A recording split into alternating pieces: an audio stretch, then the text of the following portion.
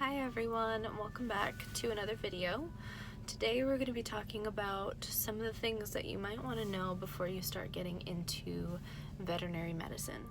So a lot of people are under the impression that you work in vet med and obviously you see animals and the job mostly pertains to playing with all the cute puppies and the kittens or the cute hamsters and all of the fuzzy little creatures, and that's just not the case. I mean, it's hard work. You have to get down and dirty.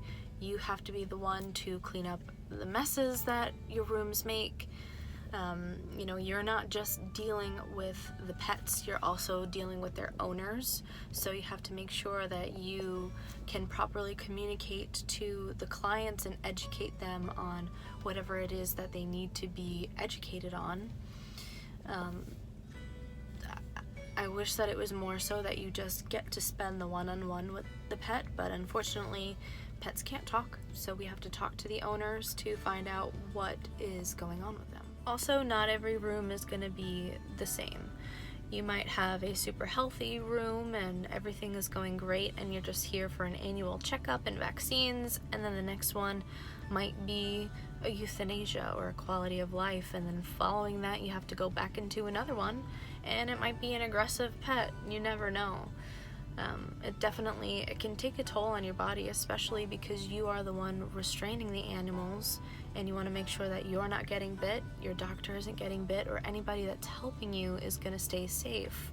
And sometimes that requires you to restrain a pet that might be 100 pounds, and for a little person like me that's kind of tough, but you have to make sure that you are physically capable of doing such. Not only does it take a toll on you from restraining animals and whatnot, but it also kind of takes a toll on your mental health, because when you think about it, you're not just dealing with the pets, you're dealing with their owners, and just like everybody in this world, sometimes you might get an unhappy person.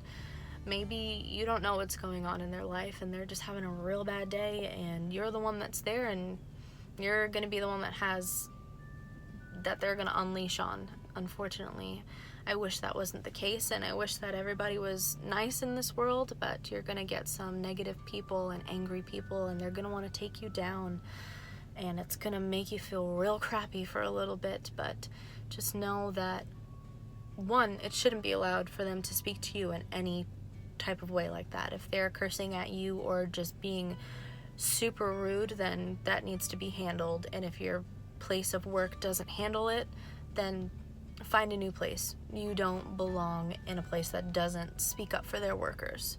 You don't deserve to be put in a situation where somebody is going to curse at you and tell you awful things. You deserve better. Granted, everybody has a bad day, but that doesn't mean that you need to be a punching bag. A big thing that goes into this job is the euthanasia.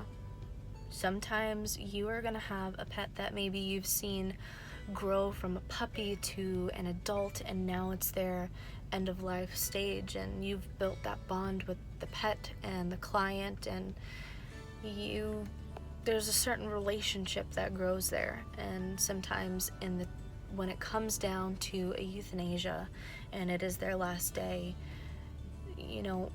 the client isn't only just losing their best friend, but you're losing a part of you too. You've grown that relationship, and it's going to hurt on you, and it's going to take a toll, and you're going to remember that pet forever. A couple months from then, you're going to think about, I remember Fluffy, that was a really good dog, or that was a really good cat, or whatever the case may be. But sometimes the relationships that you make, when you lose them, it hurts. But just know that you're doing right by that pet. You're not going to make them suffer, and you're going to help them be at ease and, not be in pain anymore. At the end of the day, yes, there is a lot that goes into veterinary medicine, but my goodness, it's so rewarding. It is such an awesome feeling knowing that you make a difference. You don't just come to work and you clock in and you clock out. You help.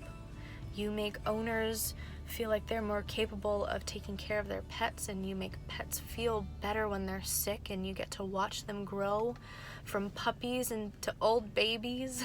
It's nice. You feel like you have a sense of purpose every day, and I wouldn't trade it for the world. Yes, there's going to be things that suck, and there's going to be people that you might not like working with, or some days might be harder than others, but it's so rewarding. I wouldn't give it up for the world. I would take on my worst day over and over again just to know that I can be a part of something bigger, and that I can help animals live their best lives, and make sure that it's to the fullest, and make sure that they're healthy and happy, and make sure that I know that I have done everything in my power to help that animal in that day. There are always different ways to get started in veterinary medicine, or if you want to work in the vet field or anything pertaining to the animals, you can always try volunteering at a shelter, or see if an animal hospital is looking for a kennel position. Sometimes that's a really good way to get started. If you're not so sure where or what route you want to take in vet med, start out in kennels. Get the feel of what it's like to work with animals, because it's not pretty. You're gonna have a lot of stuff to clean up after. Sometimes they make puppy poop paw prints all over their kennels, or they urinate on their blankets, and you got to be the one to clean it. But it's an effort that everybody has got to do. It should be a team effort no matter what department you're in, but it is definitely good to start out with and see if it's something that you can see yourself doing for a living, and then, work your way up. Try and talk to your managers or your bosses and see if maybe you can start out assisting. And then if you really like it, you can take it the next level and go to school to become a certified technician, or in other states it's a registered tech or a licensed tech. But there's always a way to get started. Or if you don't even want to do that and you want to skip all that and just go right to school, more power to you. Heck yeah, do it. I don't think there's any reason why you shouldn't do it. Vet med is rewarding and it's hard, but it gives you a feeling that no other job can provide. And I think it's awesome. I love when people say that they're interested in this job and they want to make a difference and they can really help. I think it's great. So good luck to everybody that wants to start out in veterinary medicine. I wish you the best, and hopefully I can get some more videos up for you guys, and stay tuned. Thank you guys. Bye.